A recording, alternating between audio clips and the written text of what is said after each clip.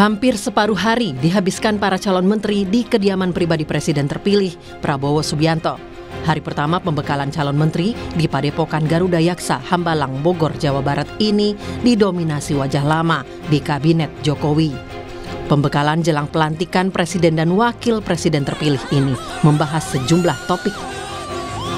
Bapak Presiden bicaranya mengenai strategi ke depan. Dan tentu strategi ke depan itu banyak hal yang perlu dilakukan, termasuk menjaga pertumbuhan, meningkatkan pertumbuhan, kemudian situasi geopolitik, bicara mengenai national interest, dan bicara fungsi pemerintah sebagai akselerator, dan tentu juga harapan beliau agar program gizi nasional berjalan dengan baik. Pengarahan dari Presiden terpilih dengan beberapa ekspert-ekspert dari luar negeri. Yang paling berkesan apa Pak? Yang paling berkesan? Foto bersama. Yang dibicarakan adalah hal-hal yang menjadi prioritas bagi pemerintahan ke depan. Contohnya adalah ketika kita bicara mengenai ketahanan pangan, ketahanan energi, ya, dan lain sebagainya. Jadi suasananya sangat santai dengan santai. Saya ulangin santai tapi substantif, ya, sangat substantif. Besok Bapak ikut nggak Pak atau belum ada ya Pak siapa? Apa? Besok berarti cawamen aja atau? Untuk para camen karena kelihatannya udah selesai malam ini. Tadi diperkenalkan satu persatu nggak Pak? Kita semua udah kenal masing-masing. Tampak juga wajah lama para politisi dari koalisi parpol yang akan memperkaya kabinet Prabowo Gibran. Tadi disampaikan bahwa Pak Prabowo itu mencari orang yang bisa bekerja sama. Kita harus didukung dengan berbagai macam latar belakang yang berbeda. Partai yang berbeda, pengusaha, akademisi, birokrat, tapi kita mesti bisa bekerja sama. Dan untuk dapat kerja cepat, kerja baik, dan kerja teamwork, begitu ya. Bu Mutia, tadi pesan yang paling penting yang disampaikan Prabowo apa sih Bu Mutia dalam arahannya? Kerja cepat, kerja bersama, kerjasama dengan baik, tantangan ke depan berat, maka dari itu semua harus bisa bergerak dengan cepat. Pembekalan tak hanya soal topik pemerintahan, namun juga pembinaan perihal kebersamaan dan anti korupsi, seperti yang dijelaskan putra SBY yang juga salah satu menteri Jokowi ini. Dan tentunya beliau berharap bahwa yang mendengarkan tadi semua memiliki bekal yang kokoh terhadap pemahaman setting global tadi, juga di kawasan kita dan tentunya untuk Indonesia, baik dari sisi politik, ekonomi, pertahanan, militer, dan lain sebagainya. Pembekalan di kediaman pribadi Prabowo akan berlangsung selama 2 hari, yakni pada 16 dan 17 Oktober 2024. Kemungkinan di hari kedua pembekalan akan diikuti sejumlah nama yang berbeda dengan pembekalan di hari pertama. Tim Liputan Kompas TV. Saudara, hari ini hari kedua pembekalan para calon anggota kabinet pemerintahan Prabowo Gibran. Kemarin pembekalan dihadiri oleh para calon menteri. Transisi pemerintahan kali ini boleh dibilang cukup halus, cukup mulus, smooth. Sampai ada pembekalan dari presiden terpilih yang juga dihadiri beberapa menteri Jokowi. Pembekalan dari presiden terpilih Prabowo Subianto juga disebut santai tapi substantif oleh calon menterinya. Apa tujuan dari pembekalan ini? Dan sosok mana yang tepat untuk pos pemerintahan tertentu? Kita akan perbincangkan bersama sejumlah narasumber. Secara daring sudah bergabung Ketua DPP Partai Demokrat Herman Khairon, juru bicara Prabowo Subianto Dhanil Anzar Simanjuntak, dan di studio ada Guru Besar Kebijakan Publik Universitas Hasanuddin Makassar sekaligus Direktur Center for Leadership of Indonesia, Profesor Muhammad Nur Sadik. Selamat pagi Prof, selamat pagi Bung Dhanil. Assalamualaikum warahmatullahi wabarakatuh. Kang Herman. Waalaikumsalam warahmatullahi wabarakatuh. Saya ke Bang Dhanil dulu nih. Bang Dhanil pasti masih di Hambalang kan sekarang ini. Masih mengawal proses pembekalan. Ini Bang Dhanil, kata para calon menteri banyak topik yang dibahas dalam pembekalan sebenarnya di hari pertama pembekalan calon menteri kemarin. Sebenarnya ada pesan khusus nggak sih untuk para calon menteri dan calon wakil menteri ataupun kabinetnya Pak Prabowo ini nanti? Ada pesan khusus dari Pak Prabowo, Bung Dhanil? Pertama begini, Pak Prabowo ini ingin membangun frame berpikir yang sama dulu dengan seluruh anggota kabinet nanti. Ya. Frame berpikir yang salah satu yang menjadi bingkai penting itu adalah antisipasi faktor atau variabel yang mempengaruhi secara dominan beberapa tahun ke depan, yaitu kondisi global. kondisi geopolitik dan geostrategis. Makanya hampir di setiap momentum Pak Prabowo itu selalu menyarankan, bahkan merekomendasikan, mengendorse beberapa analis global terkait dengan kondisi geopolitik dan geostrategis. Misalnya analis-analis yang suka yang sering dibuat atau ditulis oleh John Mearsheimer misalnya, kemudian terkait dengan geopolitik dan geostrategis. Terkait Pak Prabowo memilih politik hubungan luar negeri yang realis begitu. Kemudian beliau selalu mengendorse supaya semua pimpinan kabinet nanti, anggota-anggota kabinet nanti memahami banyak perubahan-perubahan tatanan dunia. Makanya kemudian direkomendasikan supaya baca buku yang ditulis oleh Ray Dalio,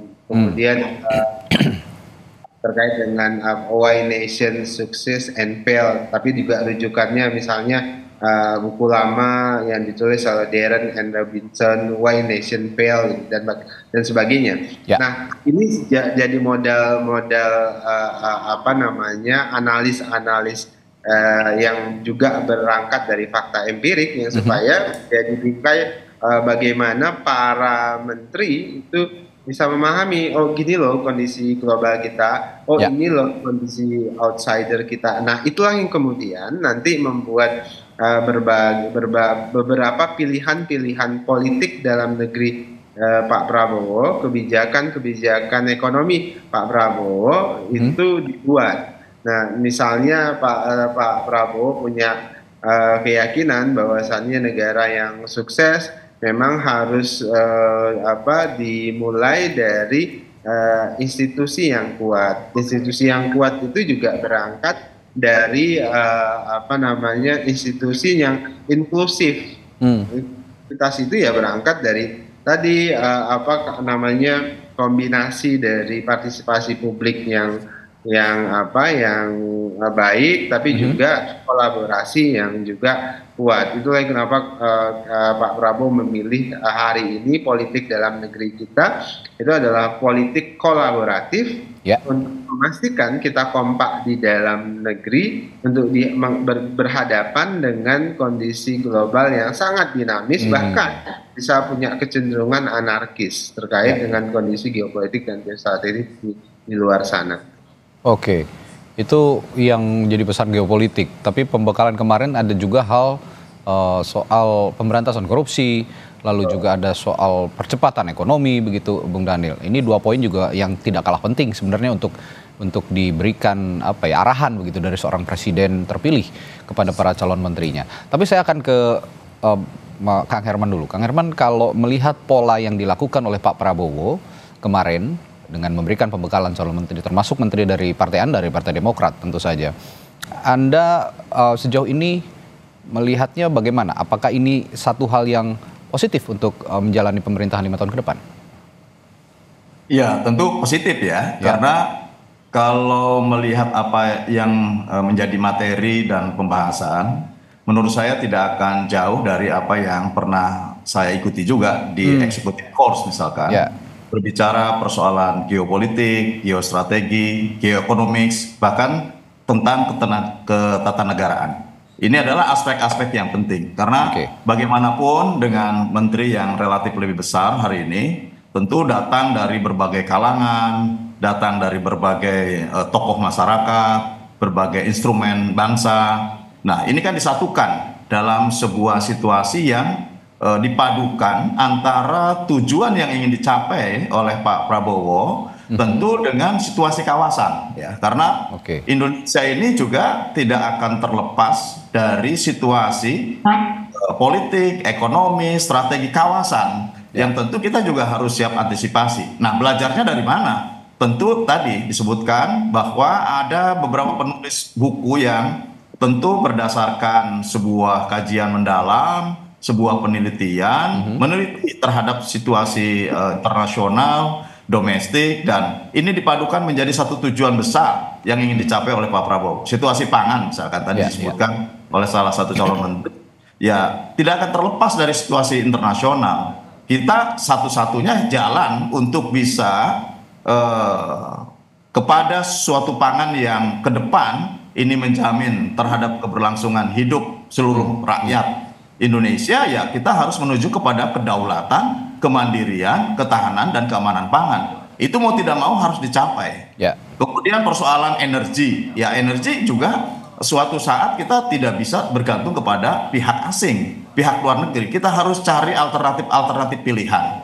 Dan tentu yang paling penting menurut saya dari pertemuan ini adalah menyatukan cara pandang ke depan dari seluruh pemikiran yang ada, karena bagaimanapun berbagai kementerian yang nanti akan diputuskan Prabowo ini juga menuju kepada satu titik yang tentu itu menjadi titik tujuan nasional, tujuan berbangsa dan bernegara, dan tentu sangat dikorelasikan dengan program-program yang menjadi program unggulannya Pak Prabowo. Baik, itu saat ini kita garis bawahi soal geopolitik dan geostrategi dulu berarti kalau gitu. Saya tanya ke Prof. Nur Sadik. Prof, dari sekian nama yang diberikan pembekalan kemarin, ada 59 ya, kalau catatan saya kemarin ada 59 nama yang diberikan pembekal oleh calon presiden, oleh presiden terpilih kita. Nah, sejauh ini dari nama-nama yang sudah kita lihat begitu Prof, yang paling cocok untuk mengisi menteri-menteri yang berhubungan dengan isu-isu geopolitik dan geostrategi, siapa aja menurut Prof. Sadik? Ya, bicara tentang geopolitik dan geostrategis, itu nggak bisa dilepaskan dengan looking internal dengan looking eksternal. Jadi geopolitik ini menempatkan kedudukan geografis kita kaitannya dengan politik, itulah namanya geopolitik. Menempatkan kedudukan strategis dengan politik namanya geostrategis. Tentu kemampuan internal kita ini dari segi sumber daya alam, dari segi kemampuan apa yang ada, yang kita miliki, baru dikaitkan dengan external looking. Nah, terkait dengan kemampuan-kemampuan orang yang dipilih oleh Pak Prabowo, saya mau katakan begini, the quality of you depend on the quality of your choices. Ya kan? Jadi kualitas Pak Prabowo itu, lihatlah kualitas siapa yang dipilih sekarang. Dan itu mencerminkan apa yang dia inginkan. Tentang pembekalan ini baik, sangat positif. Karena istilahnya kita sebut share the vision. Jadi visi Pak Prabowo itu di-share kepada pembantu-pembantunya ini supaya sama semua. Semangatnya akan tertular kepada pembantunya sebagai menteri nanti untuk mencapai cita-cita apa yang diinginkan oleh Pak Prabowo ini. Jadi sangat-sangat positif pembekalan itu. Dan geopolitik, geostrategi tidak bisa dilepaskan dengan internal capacity dari Republik kita ini, baru kita lihat keluar. Artinya Anda sudah melihat nama-nama yang dipanggil atau diberikan pembekalan oleh Pak Prabowo ini ada yang tepat mengisi posisi menteri yang berkaitan dengan isu geopolitik, Pak? Ya, tepat. Dan ini saya mau katakan begini, bahwa in plural society, di masyarakat yang maju, government as a glue by balancing all the interest group in the society. Jadi pemerintahan itu sebagai alat perekat dengan menyeimbangkan semua kelompok-kelompok kepentingan yang ada dalam masyarakat. Sekarang ini bukan saja kelompok kepentingan, di atas kelompok kepentingan itu ada partai politik. Itu dia. Dan dia menyeimbangkan semua kelompok kepentingan. Itu menyeimbangkan, positif. Ada di dalam kelompok itu. Untuk apa ada pemerintahan kalau kita mau pecah belah, tidak kompak. Yang kita perlu kekompakan, menata masa depan. Bicara kepemimpinan itu masalah masa depan. Itulah yang ditulis oleh Harian Kompas hari ini, Prof. Di halaman 1 headline-nya adalah Prabowo membangun soliditas kabinet. Yang penting solid dulu begitu, sehingga visi-visi yang disebutkan Prof tadi oleh seorang Prabowo Subianto itu bisa benar-benar diterapkan oleh para calon menterinya, sehingga 5 tahun ke depan ya tidak ada suara sumbang lah begitu ya kira-kira. Ini menghindari ada suara-suara sumbang yang terjadi dari seorang menteri atau dari publik begitu ya, melihat banyaknya postur kementerian dan juga jumlah menterinya. Ini tentu suatu hal yang tidak mudah untuk mengorkestrasi semuanya. Saya berangkat ke isu lainnya. Kalau tadi soal geopolitik, ada juga pembahasan soal anti korupsi, pemberantasan korupsi. Ini yang salah satu pembahasan yang juga tidak kalah penting, justru sangat penting di keadaan saat ini di Indonesia. Bung Daniel, pesan Pak Prabowo dalam hal pemberantasan korupsi, saya yakin tidak main-main, karena sudah dalam beberapa kesempatan Pak Prabowo ke belakang ini punya pesan yang intens soal pemberantasan korupsi, Bung Daniel. Mas Randy, kan Pak Prabowo memang sejak masuk dunia politik, salah satu concern beliau adalah ada fakta kebocoran, istilah yang selalu diulang-ulang Pak Prabowo kan dulu adalah kebocoran, dan itu kemudian diledek oleh banyak pihak. Ya, saya ingat betul itu. Kebocoran itu, bahkan Pak Prabowo disindir bocor dan macam-macam. Nah, kemudian itu terus berlanjut. Bahkan ketika Pak Prabowo menerima calon-calon menteri dari para ketua-ketua umum partai, salah satu pesan penting yang disampaikan Pak Prabowo itu adalah Pak Prabowo ingin memastikan menteri yang dititipkan atau diajukan partai itu tidak ditugaskan untuk mengakumulasikan dana partai melalui tugas-tugas mereka di menteri dan sebagainya. Jadi mereka harus bebas dari perilaku berburu rente di atau berburu rente di tugas-tugas mereka sebagai pembantu Pak Prabowo. Itu yang ingin dipastikan oleh Pak Prabowo.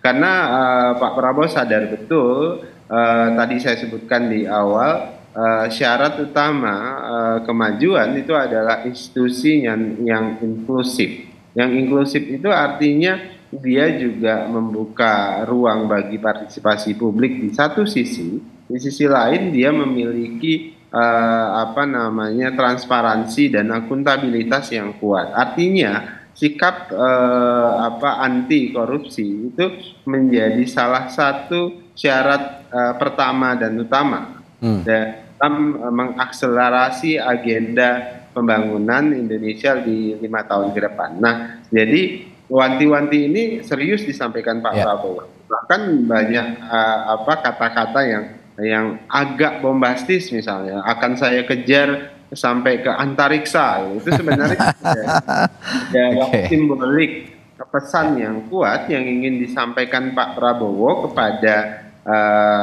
para menterinya, para pembantunya, pun demikian dengan masyarakat. Nah, karena kalau kita diskusi belakangan dengan Pak Prabowo terkait agenda pemberantasan korupsi ini harus digerakkan secara holistik. Kenapa? Karena kami agak bersepakat dengan hipotesisnya Bung Hatta dulu, yang mengatakan Indonesia ini agaknya korupsi itu sudah menjadi budaya. Nah, ini sangat berbahaya. Nah, hipotesis Bung Hatta ini harus dijawab dan di dalam tanda kutip digagalkan dengan tentu membangun budaya baru yang namanya budaya anti korupsi. Nah, itu yang ingin didorong Pak Prabowo, termasuk pesan ini disampaikan ke sektor pendidikan, karena kerja-kerja anti korupsi itu tidak bisa hanya sekedar kerja-kerja jangka pendek, tapi juga kerja jangka panjang. Kerja jangka panjang melalui mana? Melalui pendidikan. Ya.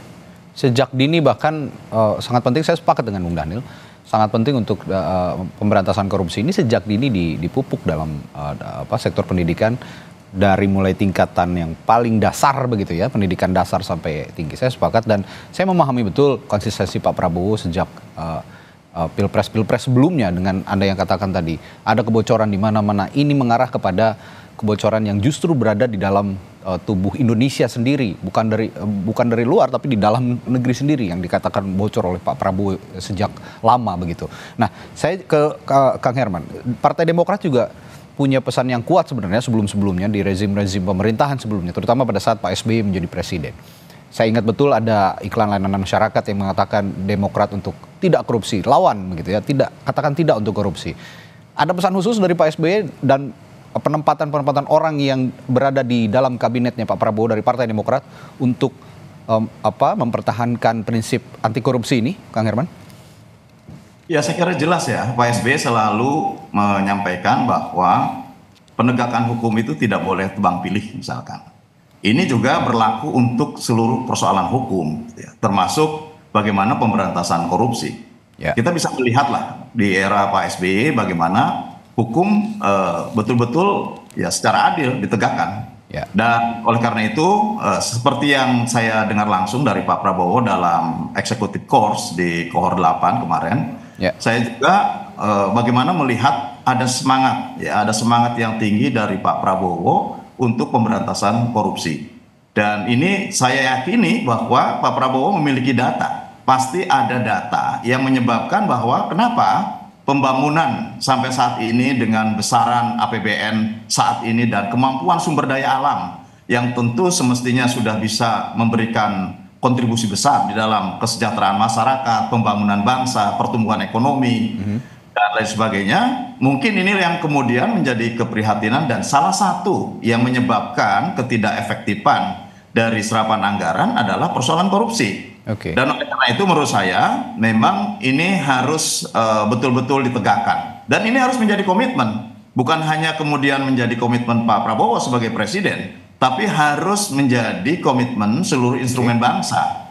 Bahwa sesungguhnya ini ada uang negara, ada uang rakyat yang harus efektif kepada rakyat. Dan tentu jangan kemudian ya tegas-tegasnya bahwa jangan sampai makan uang negara lah begitu. Artinya ini sebuah ketegasan yang luar biasa dan menumbuhkan semangat baru dalam pemberantasan korupsi. Dari sisi kebijakan publik, Prof. Sadik, kalau melihat isu pemberantasan korupsi ini sepertinya isu yang paling sangat diperhatikan oleh publik gitu kira-kira. Dari kacamata kebijakan publik, saya akan tanyakan kepada Prof nanti, bagaimana seorang Prabowo Subianto bisa memberikan pemahaman betul kepada publik bahwa saya berkomitmen untuk memberantas korupsi dan itu akan diwujudkan. Saya akan tanyakan hal itu, tapi dijawab dulu ya Prof. Akan kembali sesaat lagi di Sapa Indonesia Pagi. Anda menyaksikan Breaking News Kompas TV, masih memantau suasana atau situasi paling akhir saat pembekalan para calon menteri dan wakil menteri yang diadakan oleh seorang presiden terpilih Prabowo Subianto di kediamannya di Hambalang, Bogor, Jawa Barat.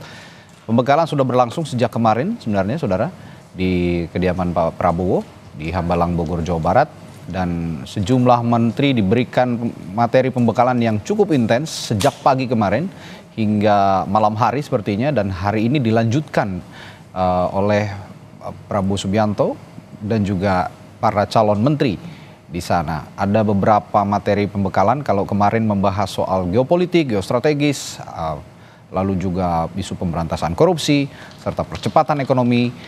Sepertinya hari ini akan juga ada hal yang dibahas yang cukup intens yang akan diberikan kepada para calon menteri yang akan mengisi kabinet Prabowo Gibran selama 5 tahun ke depan. Masih bersama saya ada sejumlah narasumber yang bergabung, ada juru bicara Prabowo Subianto Dhanil Ansar Simanjuntak, lalu politisi Partai Demokrat, Ketua DPP Partai Demokrat Herman Khairon, dan juga Prof Nur Sadik yang jadi analis kebijakan publik juga. Saya tadi bertanya ke Prof Sadik, kalau isu pemberantasan korupsi, Prof, ini kan isu yang paling sangat diperhatikan oleh publik, karena ya kalau bicara korupsi tidak lekat sepertinya, sangat lekat sepertinya maksud saya dengan oknum-oknum partai politik lah begitu ya, yang berkali-kali ada di kabinet, ada di DPR, ini terjerat kasus korupsi. Saya melihat pernyataan dua narasumber saya lainnya tadi, Bung Dhanil dan Bung Herman Khairon, dari orang-orang partai politik yang punya komitmen untuk mengubah kebiasaan buruk korupsi begitu ya di institusi pemerintahan dan juga institusi lainnya. Anda melihat komitmen Pak Prabowo dari sisi kebijakan publik untuk pemberantasan korupsi sejauh mana keseriusannya? Ya, yang harus diperhatikan adalah kualitas pengadilan kita, Mas. Kualitas pengadilan di Republik ini sangat rendah. Jadi seorang koruptor misalnya itu dapat hukuman yang tidak merubah perilaku dia. Tidak ada efek jerah begitu ya? Tidak ada efek jerah. Jadi dia bukannya korupsi tambah berkurang, tambah bertambah. Kualitas pengadilan di Republik yang kita cinta ini sangat rendah. Nah, olehnya itu kita harus perbaiki sistem. Sistemnya ini sistem korup. Sistem yang korup inilah harus dirubah menjadi sistem yang cerdas. Sehingga setiap koruptor itu harus terjerat dan diberikan hukuman memang yang orang nggak mau lagi koruptor.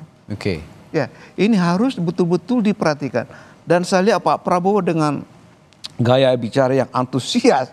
Saya buru kau sampai kemanapun ya. Jangan kirim orangnya masuk di sini untuk mengambil uang APBN. Ya, ini benar-benar ada komitmen. Karena yang kita harapkan adalah janji. Bagaimana Pak Prabowo nanti menepati janji-janji yang dia ucapkan dan dia janjikan kepada masyarakat pemilihnya. Karena kita harus tahu bahwa kondisi masyarakat sekarang ini, kita harus jujur, masih ada ketidakpuasan di masyarakat. Dan masyarakat itu tidak lain dari pemilih-pemilih itu juga. Dengan adanya tanda-tanda ketidakpuasan itu karena dia mementingkan kepentingan kelompok, apalagi kepentingan pribadi dibanding kepentingan rakyat. Sehingga dia akan mengambil keuntungan sebanyak mungkin untuk kepentingan kelompoknya, kepentingan pribadinya di atas kepentingan, menempatkan itu di atas kepentingan rakyat. Kita harus menempatkan put people first. Tempatkanlah rakyat di atas segala-galanya. Nah ini yang harus kita perhatikan. Sehingga public policy-nya, karena ini ada partai-partai politik banyak. Partai politik ini berfungsi agregasi kepentingan. Semua kepentingan-kepentingan untuk melayani masyarakat. Baru meningkat di atasnya namanya agregasi articulation, interest articulation. Dirumuskan kepentingan itu. Dan the last step itulah namanya public policy. Kebijakan publik untuk memenuhi permintaan keinginan dari masyarakat itu. Lewat suatu kebijakan oleh masyarakat. Nah ini, dan perlu diingat bahwa kepercayaan ini harus dibina oleh pemimpin. Karena pemimpin dengan percaya diri yang tinggi dan mendapat kepercayaan dari masyarakat itu biasanya akan berani mengambil risiko. Orang yang nggak percaya diri dan orang yang tidak mau mengambil risiko biasanya tidak ada perubahan. Dan tanpa perubahan organisasi pemerintahan dan masyarakat akan mati. Ini yang perlu dicatat tadi ya. Put the people first. Put the people. Ini yang sepertinya narasi ini juga yang sering diutarakan Pak Prabowo begitu ya. Tidak jauh dari kepentingan rakyat di atas segala-galanya kalau menurut Pak. Karena seorang patriot untuk membangun bangsa menurut Pak Prabowo itulah yang paling penting saat ini. Untuk membangun jiwa patriot itu put the people first. Saya sepakat soal itu. Nah, kembali ke Bung Daniel. Bung Daniel, tadi kita bicara soal anti korupsi, bergerak lagi soal percepatan ekonomi, Bung Daniel. Menteri-menteri Pak Prabowo yang sekarang dipanggil gitu, calon-calon menterinya, itu kalau saya perhatikan dan publik juga menilai demikian sepertinya. Banyak menteri-menteri ekonomi yang diambil dari eranya Pak Jokowi, menteri-menteri ekonomi yang bekerja untuk Presiden Jokowi saat ini. Apa yang ingin dicapai sebenarnya? Saya paham ada misi keberlanjutan, tapi pasti akan ada yang ingin dicapai oleh Pak Prabowo dari menteri-menteri ekonomi ini, Bung Daniel. Ekonomi berhasil menjaga stabilitas ekonomi pas dijaga dan sebagainya itu relatif baik ya, dan itu adalah hasil kerja beberapa tim ekonomi yang ada pada saat ini di tengah situasi dinamika yang terjadi terutama terkait dengan COVID-19. Jadi kita harus bertahan di tengah banyak dunia ambruk ekonominya gara-gara COVID-19. Namun kemudian untuk beberapa hal, terlepas dari beberapa kritik, terlepas dari beberapa kekurangan yang terjadi, kita mampu bertahan dan sukses keluar dari COVID-19 dengan baik, dengan juga tentu ada kritik yang perlu didengar oleh Pak Prabowo terkait dengan penanganan dan dampak ekonominya dan sebagainya. Namun secara moderat kinerja ekonomi kita di tengah COVID-19 itu relatif lebih baik apabila dibandingkan dengan negara-negara di kawasan, bahkan negara-negara di dunia, dan itu dipuji banyak pihak terkait dengan itu. Nah, kedua tentu ya tadi seperti Anda sebutkan Mas Randy, ini kan agenda keberlanjutan ini membutuhkan pemahaman keberlanjutan juga, artinya tim-tim lama yang juga sudah bekerja bersama-sama dengan Pak Prabowo, karena Pak Prabowo di dalam kabinet juga itu paham betul apa yang harus dan perlu dilakukan di 5 tahun ke depan, sehingga Pak Prabowo tidak perlu melakukan cancel culture, istilah saya itu. Kompas juga sering menggunakan istilah cancel culture, artinya yang sudah dilanjutkan dianggap baik itu harus kemudian diakumulasikan menjadi kemajuan yang baru. Itu yang kemudian saya sering sebut sebagai istilah akumulatif advantage. Jadi kita mengakumulasikan kemajuan-kemajuan, keberhasilan-keberhasilan yang sudah dilakukan oleh Pak Jokowi, yang sudah dilakukan oleh Pak SBY misalnya di masanya, pun demikian yang sudah dan pernah dilakukan Bu Megawati dan seterusnya. Itu yang kemudian nanti akan menjadi kemajuan yang baru, kemajuan Indonesia Raya, kira-kira begitu. Oke, ini yang disusun termasuk juga rencana strategis ya, biasanya ada Renstra begitu, rencana strategis jangka panjang yang ingin dicapai oleh Pak Prabowo dalam bidang ekonomi, percepatan ekonomi. Nah, ekonomi atau percepatan ekonomi juga tidak kalah seksi. Ini isu yang sangat diperhatikan oleh publik begitu kira-kira. Banyak masyarakat yang menantikan turunnya harga pangan begitu ya, turunnya bahan pokok. Ini juga hal-hal yang sangat mendasar yang diperhatikan oleh masyarakat saat ini. Ini kesulitan yang hari demi hari dirasakan oleh masyarakat. Kang Herman, dari menteri-menteri yang ada di kabinetnya Pak Jokowi saat ini, lalu sepertinya juga akan diteruskan ke kabinetnya Pak Prabowo nanti. Demokrat juga saya yakin akan berperan aktif dalam dalam hal percepatan ekonomi dan memberikan pesan khusus terhadap kabinet atau kader-kader yang akan duduk di kabinetnya Pak Prabowo nanti. Kalau dari Demokrat sendiri melihat keberlanjutan menteri yang diambil oleh Pak Prabowo dari Pak Jokowi, bagaimana sejauh ini? Ya, pertama tentu persoalan menteri adalah hak prerogatifnya Presiden. Ya. Jadi itu adalah kewenangannya Pak Prabowo. Namun saya melihat ada keyakinan dalam diri Pak Prabowo bahwa ada tim yang ini untuk tetap dipertahankan. Tim ini mampu untuk bisa menjawab tantangan perekonomian ke depan. Dan tentu yang paling penting adalah bagaimana mengakselerate ya, melakukan akselerasi sehingga pertumbuhan ekonominya bisa lebih baik dan lebih tinggi. Dan tentu kalau melihat apa yang harus dituju, kita bisa melihat dari program kampanyenya Pak Prabowo ya, terkait dengan Astacita. Dalam Astacita kita bisa melihat bagaimana targeting yang ini secara rasional ini bisa dicapai. Dan tentu penyesuaian terhadap perekonomian saat ini dan bagaimana mengembangkan ekonomi ke depan itu juga tidak perlu jeda ya. Kalau melanjutkan terhadap khususnya tim ekonomi yang saat ini tetap dipertahankan, menurut saya ingin ada kesinambungan dan kemudian tidak mundur dulu, konsepsinya tetap menjalankan konsepsi yang sedang dijalankan, namun melakukan akselerasi. Gitu. Nah, misalkan terkait dengan hilirisasi, 21 komoditas yang saat ini mungkin masih terfokus di sektor pertambangan. Nanti akan dilakukan percepatan terhadap hilirisasi di 21 komoditas. Seraya tentu ini mengintegrasikan dengan program-program lainnya yang bisa dilakukan di masing-masing kementerian. Oleh karenanya menurut saya pembekalan hari ini penting untuk menyatukan cara pandang. Dan seperti halnya juga ketua umum saya yang kemudian melanjutkan terhadap kabinet yang akan datang dengan mungkin dengan memberikan tugas yang lebih besar lagi, yang tentu ini konteksnya adalah bagaimana melanjutkan dan mengakselerasi terhadap target-target yang ingin dicapai di dalam pemerintahannya Pak Prabowo. Oke, baik. Prof. Sadik, kalau melihat dari pernyataan para calon menteri, sebenarnya menteri-menterinya Pak Jokowi juga nih yang ngomong dan dipanggil oleh Pak Prabowo ini dalam bidang ekonomi ya. Iya. Kalau melihat pernyataannya Agus Gumiwang misalnya, seorang menteri perindustrian saat ini, dan sepertinya juga akan jadi menteri kembali nanti di kabinet Pak Prabowo, menyebut fokus soal ketahanan pangan dan juga soal energi. Lalu ada Erlangga Hartarto yang menyinggung soal program gizi nasional agar berjalan dengan baik. Dari pernyataan-pernyataan ini, apakah sudah benar-benar menjawab keinginan publik untuk memberikan stabilisasi ekonomi di Indonesia, terutama ekonomi mikro yang dirasakan langsung oleh masyarakat?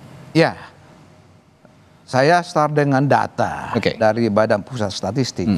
Jumlah kemiskinan di Republik kita ini 25,22 juta orang per Maret 2024. Jumlah pengangguran terbuka buat kita masih di sekitar 5,8% per Juni 2024 dari Badan Pusat Statistik. Ini berarti masih banyak permasalahan yang dihadapi. Sebenarnya dalam pemerintahan yang baik dan masyarakat yang baik sangat simpel. Kalau semua anggota masyarakat tidak lagi mempersoalkan gender, ras, agama, etnis, suku untuk bisa akses dalam perbaikan hidupnya, dalam segala aspek kehidupan maupun aspek ekonomi, pendidikan, kesejahteraan. Tidak ada penghambat untuk berprestasi. Nah, kalau dalam pemerintahan yang baik dan masyarakat yang baik dan berkelanjutan, sebenarnya kemajuan itu menuntut yang namanya kebebasan. Tanpa diberikan kebebasan, orang akan maju, Pak. Buktinya Cina sekarang. Dulu sangat tertutup, Pak. Tapi dengan melihat dia berubah menjadi terbuka, dia akan menjadi negara terkaya di dunia ini.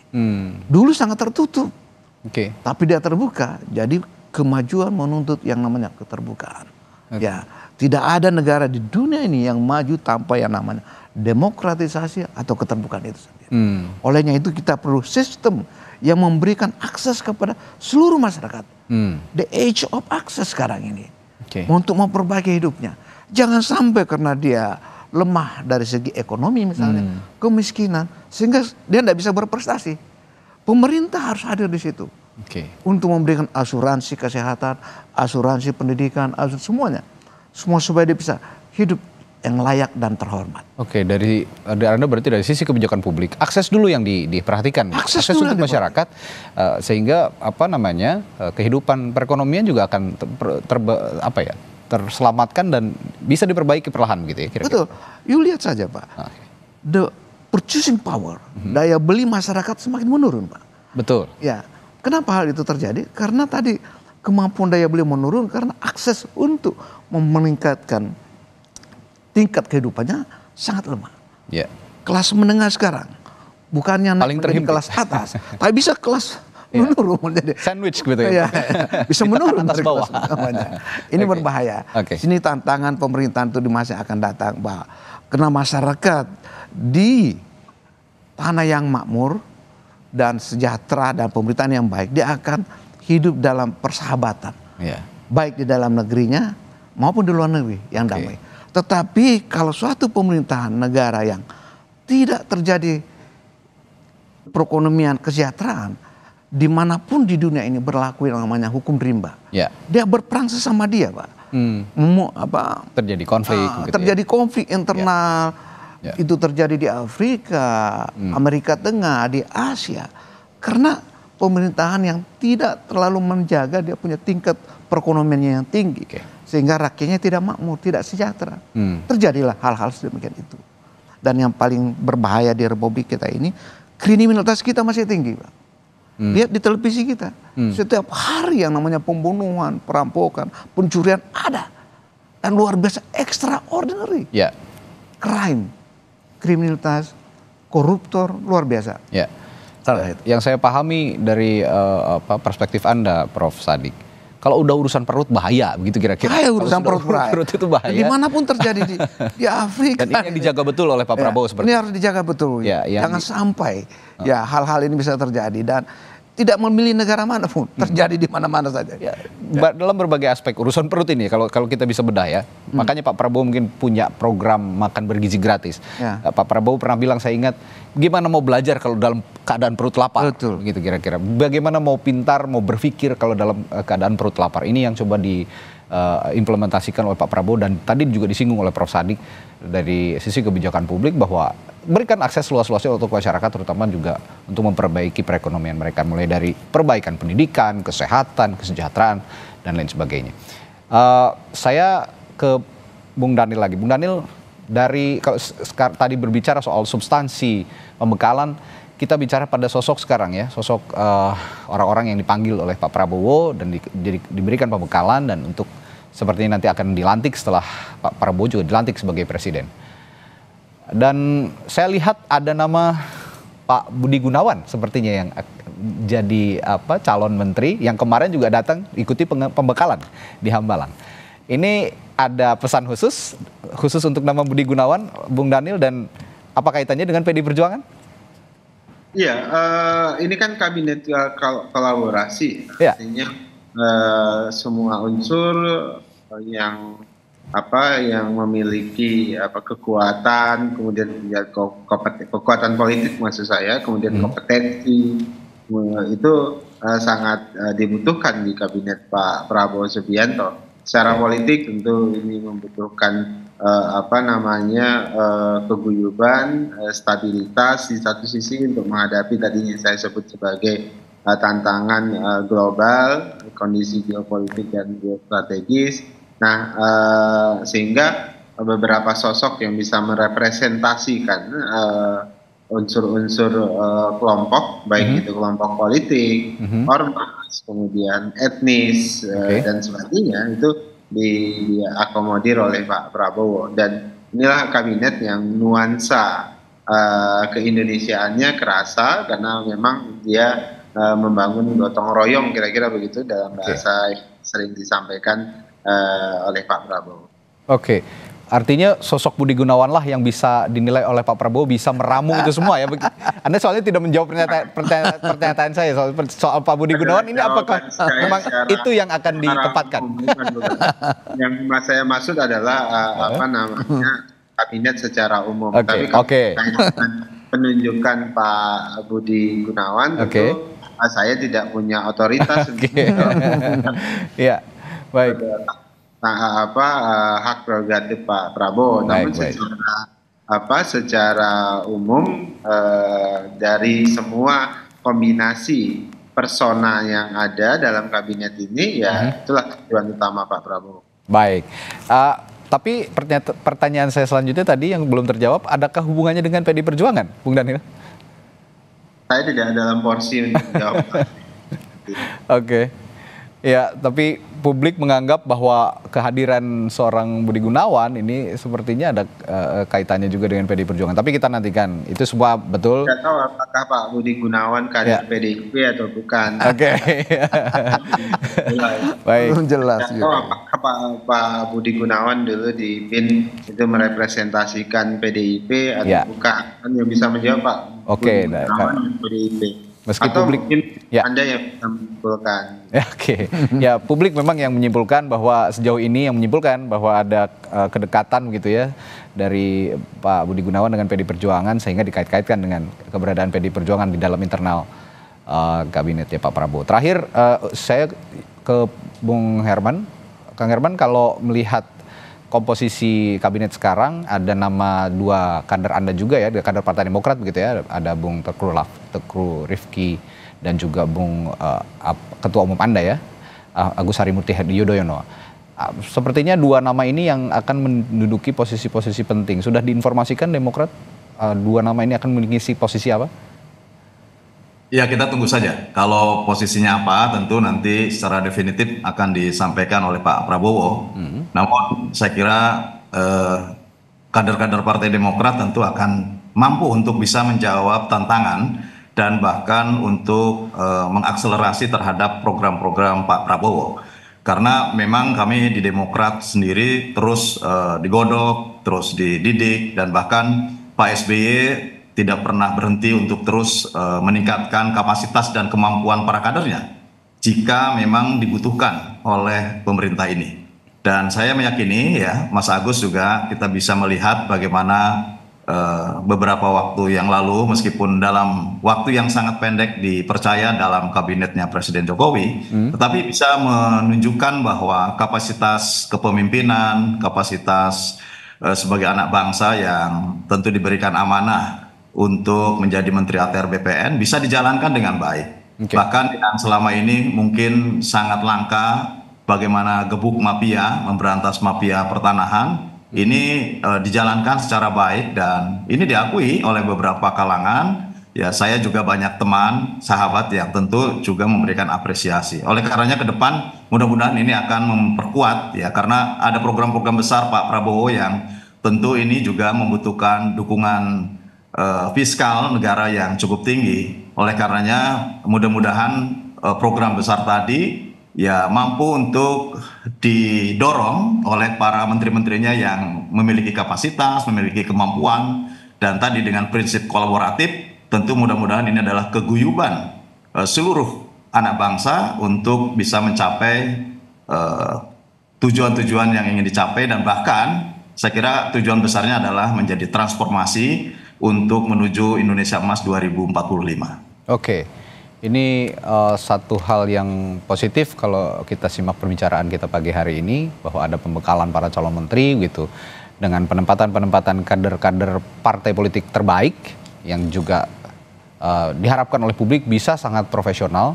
Mengingat pesan Pak Prabowo adalah profesionalisme nomor 1, terlepas dari apapun latar belakangnya, mau partai politik, teknokrat, birokrat, profesionalitas nomor 1. Itu yang jadi pesan Pak Prabowo, dan semoga bisa dihayati oleh semua para calon menteri. Baik, terima kasih juru bicara juru bicara Pak Prabowo Subianto, Bung Daniel Anzar Simanjuntak, selalu juga Ketua DPP Partai Demokrat, Bung Herman Hairon telah bergabung di Breaking News Kompas TV.